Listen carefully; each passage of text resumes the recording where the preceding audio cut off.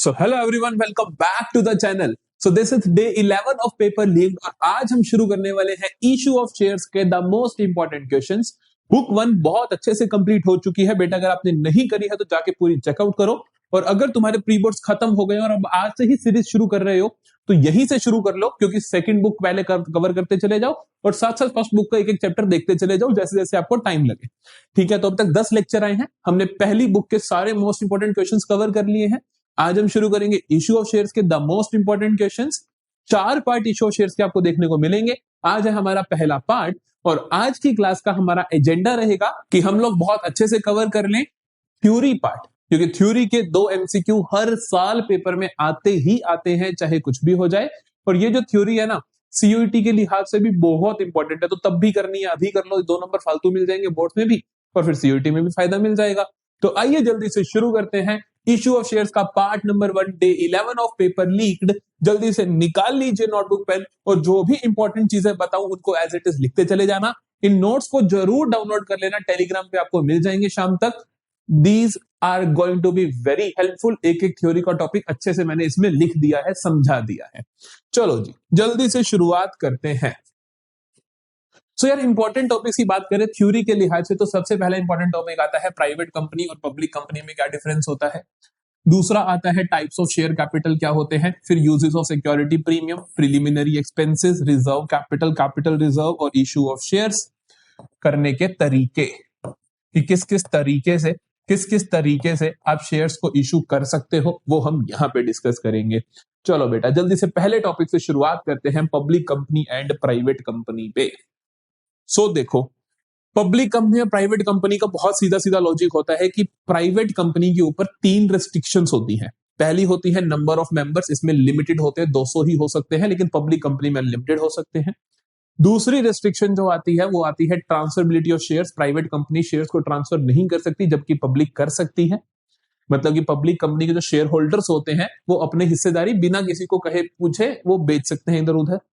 तीसरा आता है कि आप पब्लिक को शेयर्स ऑफर कर सकते हो कि नहीं कर सकते हो। प्राइवेट कंपनी पब्लिक को ऑफर नहीं कर सकती है, पब्लिक कंपनी जो है वो जनरल पब्लिक को शेयर्स इशू कर सकती है, लेकिन प्राइवेट कंपनी को सिर्फ प्राइवेट प्लेसमेंट ही करनी पड़ती है। सिर्फ अपने जानकार लोगों को ही आप शेयर्स दे सकते हो और किसी को नहीं दे सकते हो। ठीक है, ये मोटे मोटे तौर पे इनका मीनिंग होता है। 1% कंपनी में बेटा एक ही पर्सन होता है, इंडियन नागरिक होना चाहिए जो भी ओपीसी स्टार्ट करना चाहता है, एक बंदा एक ही कंपनी बना सकता है। ये मोटी मोटी बातें इसकी है, बाकी सब आप यहां से रीड कर सकते हो, मोर देन इनफ यहां पे मैंने लिख रखा है। ठीक है जी, अगला टॉपिक आता है काइंड्स ऑफ शेयर कैपिटल। बहुत इंपॉर्टेंट है, सबसे ज्यादा थ्योरी का चांस इसी का बनता है। काइंड्स ऑफ शेयर कैपिटल में सबसे पहला काइंड आता है मेरे पास ऑथराइज्ड कैपिटल। तो ऑथराइज्ड कैपिटल का मतलब क्या होता है? ऑथराइज्ड कैपिटल का मतलब होता है एक कंपनी को कितनी ऑथराइजेशन है मैक्सिमम कैपिटल इशू करने की लाइफ टाइम में। जैसे मेरी कंपनी को जब मैंने रजिस्टर करवाया कंपनी को, तो मेरे को रजिस्ट्रार ऑफ कंपनी आरओसी ने बोला कि सर आप अपनी लाइफ टाइम में सिर्फ 10 लाख ही कैपिटल इशू कर सकते हो। तो वो मेरी क्या होगी? Authorised capital, nominal capital, registered capital, तीनों नाम इसी चीज के हैं। दूसरे नंबर में मेरे पास आता है इशूड कैपिटल। बेटा इशूड कैपिटल का मतलब होता है कि मेरे को ऑथराइज तो है 10 लाख, अब उसमें से कितनी कैपिटल में जनरल पब्लिक को इशू कर रहा हूं। कि मेरे को कंपनी सेक्रेटरी ने बोला कि जब मेरी कंपनी रजिस्टर हुई तो बोला कि 10 लाख तक की आप कैपिटल रेज कर सकते हो लाइफ टाइम में। अब मैं कितनी इशू कर रहा हूं? सपोज मैं 2 लाख ही रेज इशू करना चाहता हूं, तो वो मेरी क्या हो जाएगी? Issued capital. 10 की 10 भी इशू कर सकता हूं, वो कोई मना नहीं है। ठीक है, तो इशूड कैपिटल क्या होती है बेटा? पार्ट ऑफ ऑथराइज्ड कैपिटल होती है। फिर आता है सब्सक्राइब कैपिटल। अब देखो मैंने इशू तो करे 2 लाख, अब ऐसा तो नहीं है ना कि यार कब अब लोग सारे अप्लाई भी करें कि मैं 2 लाख मांग रहा हूं लोगों से, अब जरूरी थोड़ी लोग मेरे को दे भी देंगे 2 लाख। तो जितनों के लिए लोग सब्सक्राइब करेंगे उसे हम क्या बोलते हैं बेटा? Subscribe capital. तो सब्सक्राइब कैपिटल क्या हुआ? Portion of issued capital. Issued capital का वो portion that investors actually agree to buy, जिसके लिए वो हामी भर देते हैं कि हम खरीदेंगे इतने शेयर्स। ठीक है, फिर आती है इशूड का ही part that is called up. अब मान लो मैंने इशू किया बेटा 2 लाख, है ना, अब मैं सारे के सारे एक बार में तो नहीं मांगने वाला, तो मैं कहूंगा कि यार मैं 1 लाख तो अभी मांग रहा हूं, 1 लाख 6 महीने रुक के मांगूंगा। तो कॉल्ड अप कैपिटल कितनी हुई? 1 लाख हुई। कि पहले मैंने मान लो मैं पहले महीने के एंड पे चेक करता हूं, तो कहूंगा कॉल्ड अप कितनी है भैया, मैंने मांग कितनी रखी है? 2 लाख इशू करे थे, 2 के 2 लोगों ने सब्सक्राइब भी कर दिए, अब उसमें से मैंने अभी तक मांगा ही 1 लाख है, तो कॉल्ड अप कितना होगा? 1 लाख। फिर एक और पार्ट आता है, that is paid up capital. अब मान लो मैंने यार मांगा तुमसे 1 लाख। अब कई बार क्या होता है, शेयर होल्डर्स पास पैसे नहीं होते, तो उन्होंने सपोज दिए मेरे को 90,000, तो पेड अप कैपिटल कितना हुआ? 90,000। अगला है मेरे पास reserve capital. Paid up capital अपने को समझ आ गई। अब रिजर्व कैपिटल क्या होता है, उसके लिए 1 मिनट का वेट करेंगे, 1 मिनट नहीं थोड़ा सा वेट करेंगे, आने वाली स्लाइड्स में इसका नाम भी आ जाएगा। ठीक है, ये सारे पोर्शन आपको कवर अच्छे से समझ आ गए कि मैक्सिमम लाइफ टाइम में कितना कर सकते हो, अभी आपने कितना इशू करा है, कितना लोगों ने सब्सक्राइब कर लिया है, उसमें से कितना आपने मांग लिया है, उसमें से कितना लोगों ने पे कर दिया है। क्लियर है? चलो जी, अगला आता है मेरे पास uses of security premium reserve. Security premium reserve बेटा अपने को इतना पता है कि सिक्योरिटी प्रीमियम होता क्या है। जब हम शेयर्स को इशू करते हैं प्रीमियम पे, सपोज मैंने 10 वाला शेयर 12 रुपए में इशू करा, तो ये जो एक्स्ट्रा 2 रुपीज होंगे ये क्या है? प्रीमियम। तो ये जो 2 रुपए होते हैं कहां जाते हैं? सिक्योरिटी प्रीमियम में जाते हैं या सिक्योरिटी प्रीमियम रिजर्व में जाते हैं। अब बात करते हैं जो सिक्योरिटी प्रीमियम रिजर्व में पैसा इकट्ठा हुआ पड़ा है, उसके यूजेस क्या क्या आप कर सकते हो। कंपनीज एक्ट 2013 के सेक्शन 52 में ये मेंशन है कि इसके क्या क्या यूजेस होते हैं। एक बार चेक कर लेना, 52 ही है, मोस्ट 99% 52 ही होगा। तो 52 में मेंशन है कि बेटा क्या क्या यूजेस है, तो ध्यान से सुनो। पहला यूज कहता है issue off fully paid bonus shares, कि अगर आपको बोनस शेयर्स देने हो तो आप वहां पे यूज कर सकते हो। इनके मीनिंग की क्लैरिटी होना ज्यादा जरूरी नहीं है, सिर्फ आपको ये पता होने चाहिए क्या क्या यूजेस हो सकते हैं।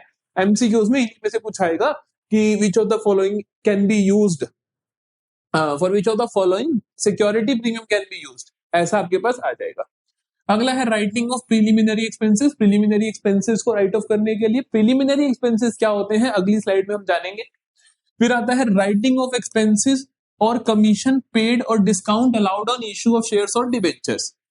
जब हम डिबेंचर्स इशू करते हैं हम डिस्काउंट पे भी कर सकते हैं कि 10 वाला डिबेंचर 6 रुपए में भी इशू कर सकते हैं, तो वो जो डिस्काउंट होता है उसको राइट ऑफ करने के लिए भी आप सिक्योरिटी प्रीमियम का यूज कर सकते हो।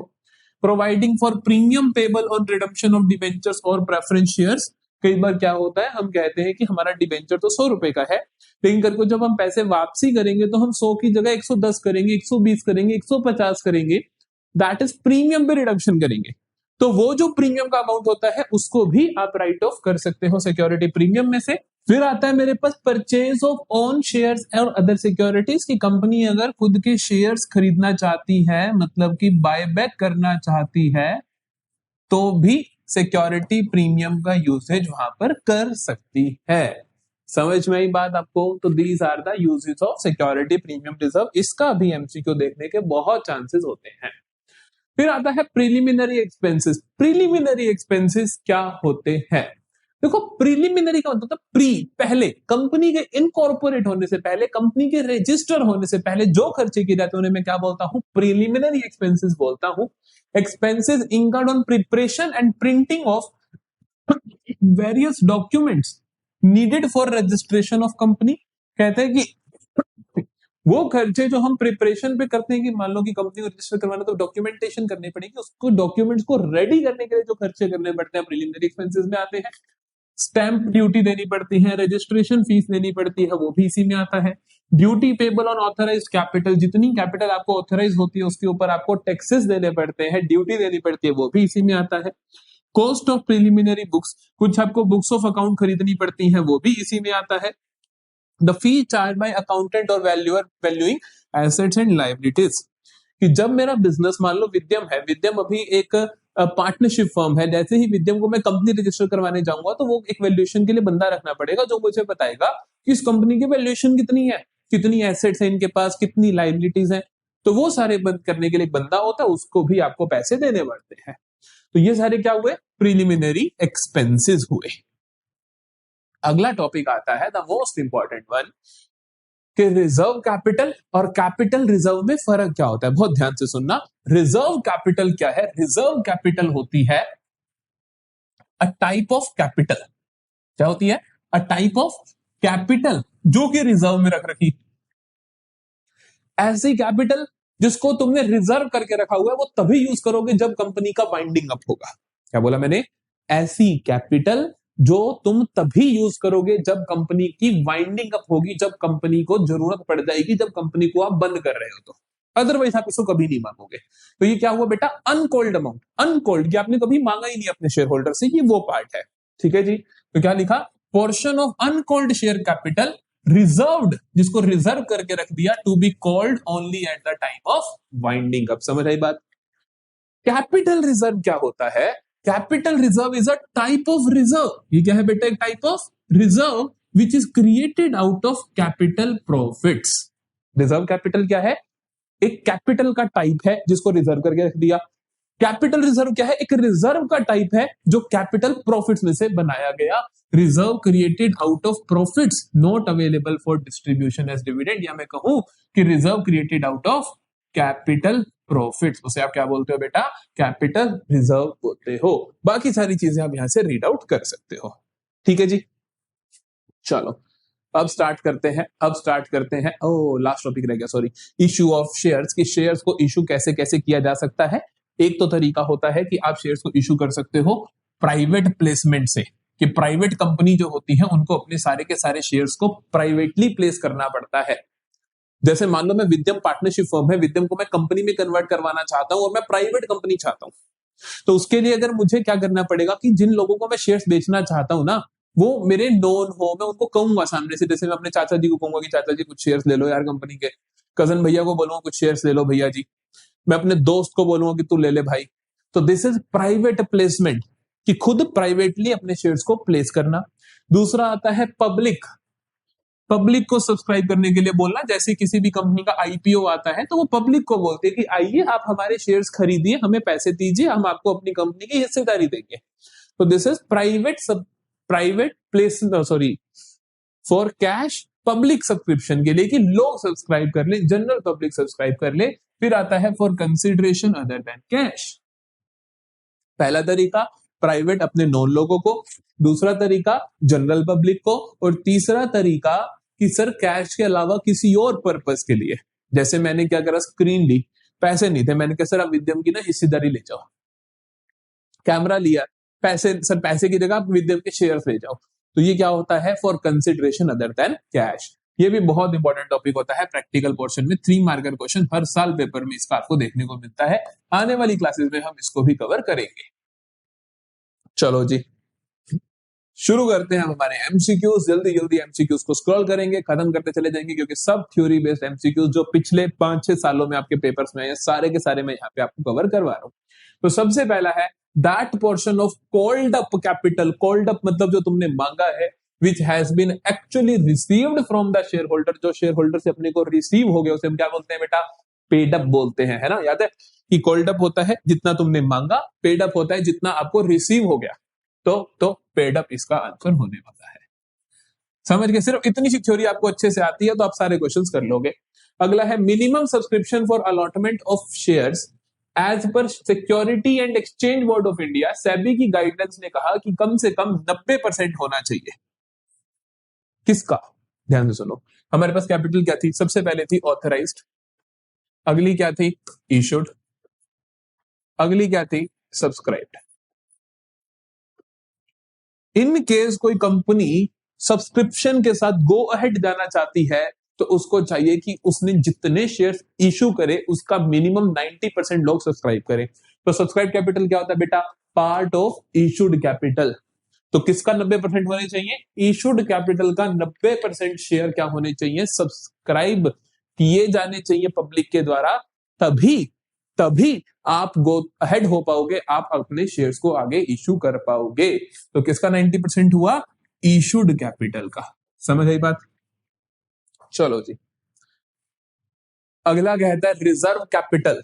Reserve capital can be utilised for, अब देखो मैंने आपको जो भी थ्योरी दी उसमें लिखा होगा, मैंने आपको मीनिंग भी बताया था कि रिजर्व कैपिटल होती है ऐसी कैपिटल जिसको तुमने एक रिजर्व में डाल के रख दिया है, उसका यूज करोगे सिर्फ और सिर्फ वाइंडिंग अप पे। सिर्फ 2 बातें बोली थी, उसी में से आंसर निकलेगा कि कब यूज कर सकते हो, एनी टाइम। नहीं सर एनी टाइम नहीं कर सकते, only at the time of winding up. हाँ सिर्फ और सिर्फ एंड में कर सकते हैं। फुल्ली पेड बोनस शेयर नहीं, ये तो फुल्ली पेड बोनस शेयर तो सिक्योरिटी प्रीमियम रिजर्व को यूज कर सकते हो। To provide for premium on redemption, ये भी सिक्योरिटी प्रीमियम रिजर्व के यूसेज में था। तो option number B is the correct option.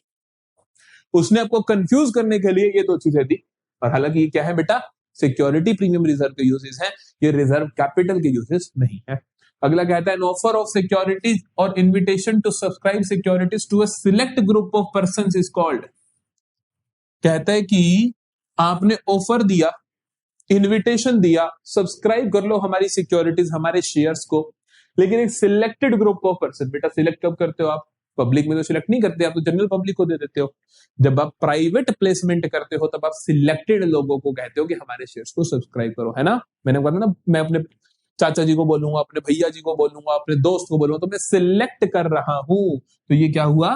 Private placement of shares हुआ। समझे मेरी बात?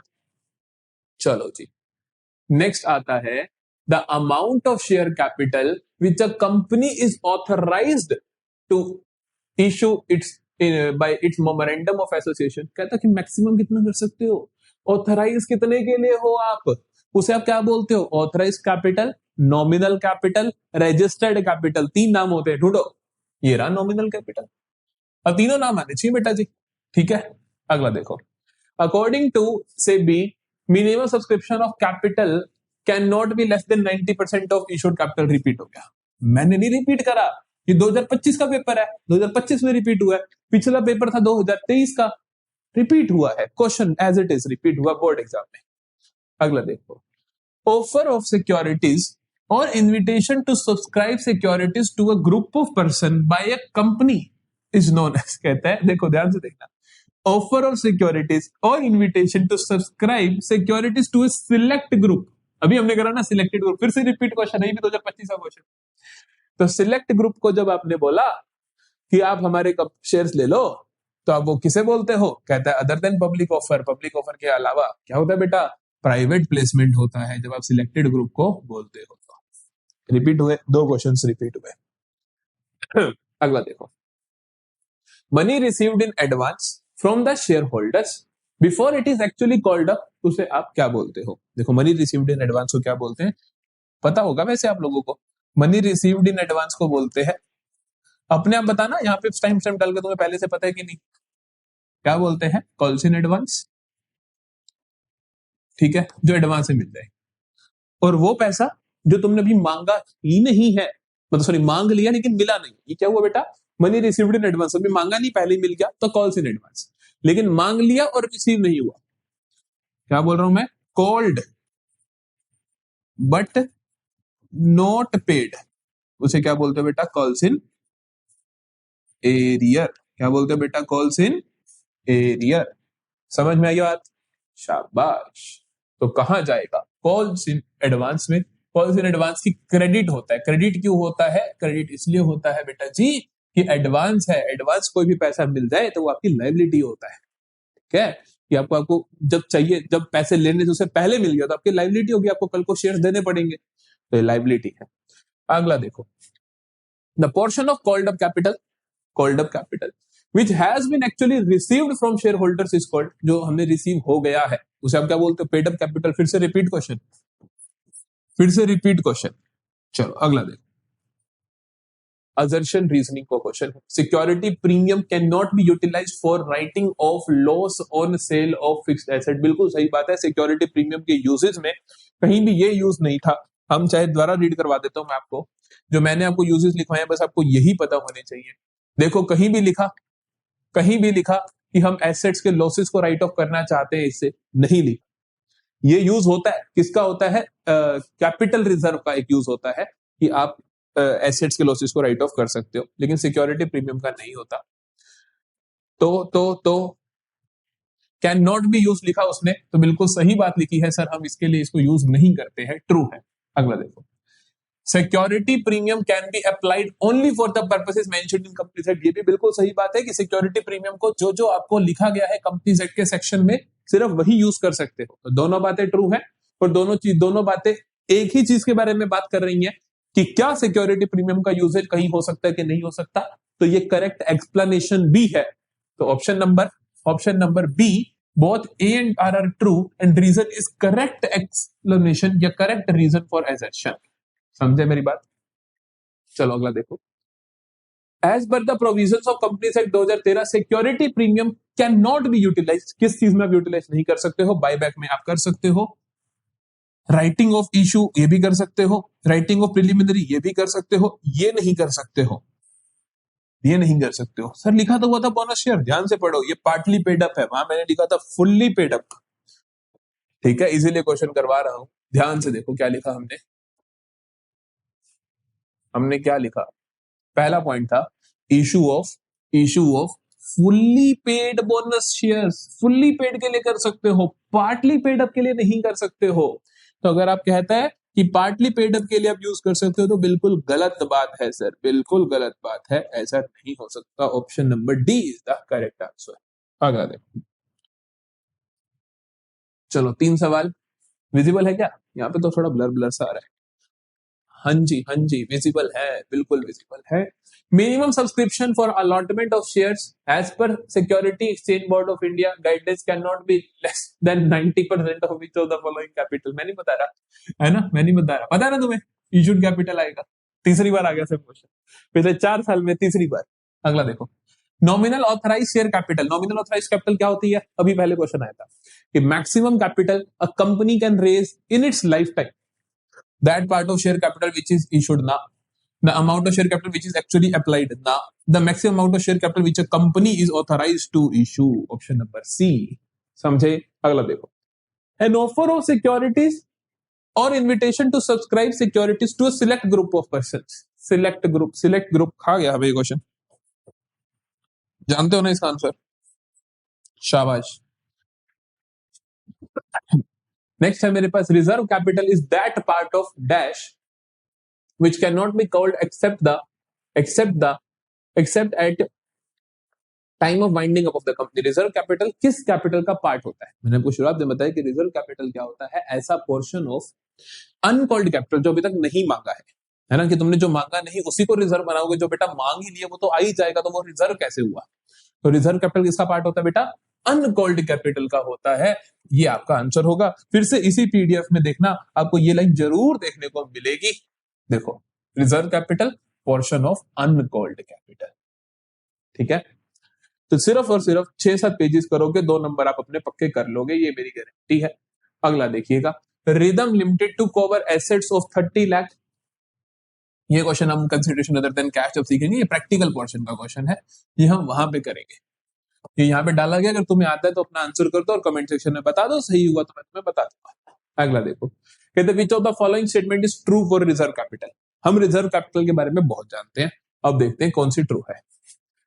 It is a portion of uncalled capital to be called only in event of winding up of the company. बिल्कुल सही, यही तो इसकी डेफिनेशन होती है, यही हमने इसकी डेफिनेशन लिखी हुई है, तो यही सही है, चाहे बाकी मत पढ़ो, पढ़ना है तो पढ़े। It is part of subscribe capital, ना बेटा, सब्सक्राइब कैपिटल का पार्ट तो होती है कॉल्ड अप। ठीक है, ये देखो, ये कॉल्ड अप कैपिटल की डेफिनेशन है। It is that portion of called up capital which has been actually received, ये पेड अप कैपिटल की डेफिनेशन है। It is that part of authorised capital that is actually issued, ये issued capital की definition है। मुझे चारों के answer पता है। ठीक है, चलो अगला देखो, net assets minus capital reserve. फिर से कंसीडरेशन अदर देन कैश का क्वेश्चन है, अगर आता है तो आप आंसर कर सकते हो, लेकिन हम इसको नेक्स्ट क्लास में डिस्कस करेंगे। अगला क्वेश्चन है, when a company issues shares at a premium, the company collect security premium along with the following। जब कंपनी प्रीमियम पे शेयर्स को इशू करती है तो वो प्रीमियम कब रिसीव करती है, किसके साथ रिसीव करती है। ज्यादातर बच्चे आंसर करते हैं अलॉटमेंट मनी, जो कि बिल्कुल गलत है। एनी ऑफ दीज इसका आंसर आएगा। ध्यान रखना, अगर क्वेश्चन साइलेंट हो कि कब रिसीव हुआ तो आप मान के चलते हो अलॉटमेंट का होगा, लेकिन कर तो आप कभी भी सकते हो। उसने कहा कि कैन कलेक्ट, समझे, कैन कब कब कलेक्ट कर सकती है, एप्लीकेशन पे भी कर सकती है, अलॉटमेंट पे भी कर सकती है, फर्स्ट कॉल पे भी कर सकती है, किसी भी कॉल के साथ आप प्रीमियम का पैसा कलेक्ट कर सकते हो, इसमें कोई पाबंदी नहीं है। अगला देखते हैं, that part of authorised capital which is actually issued to the public for subscription. जो एक्चुअली में इशू किया गया उसे क्या बोलते हो, इशूड कैपिटल बोलते हो, इशूड कैपिटल बोलते हो। सॉर्टेड है जी, आज की क्लास होती है यहाँ पर खत्म। अगर आपको पसंद आया सेशन तो प्लीज बताकर जाना, क्योंकि बहुत मेहनत करके पिछले 4-5 साल के सभी के थ्योरी बेस्ड एमसीक्यूज में आपके लिए लेकर आया, और उनसे रिलेटेड सारी की सारी थ्योरी मैंने आपको समझा दी है। पीडीएफ डाउनलोड करने के लिए टेलीग्राम ग्रुप ज्वाइन कर लो, डेली बेसिस पे एमसीक्यू सोल्व करके अपने वो 20 नंबर पक्के करना चाहते हो सारे पेपर्स के, तो व्हाट्सएप चैनल भी फॉलो कर लो, वहां पर डेली बेसिस पे आप अपने एमसीक्यूज करने वाले हो। तो मिलते हैं नेक्स्ट लेक्चर में कल issue of shares part number 2 के साथ, और अपनी इस जर्नी को आगे बढ़ाते हैं और अच्छे से पढ़ाई करते रहेंगे।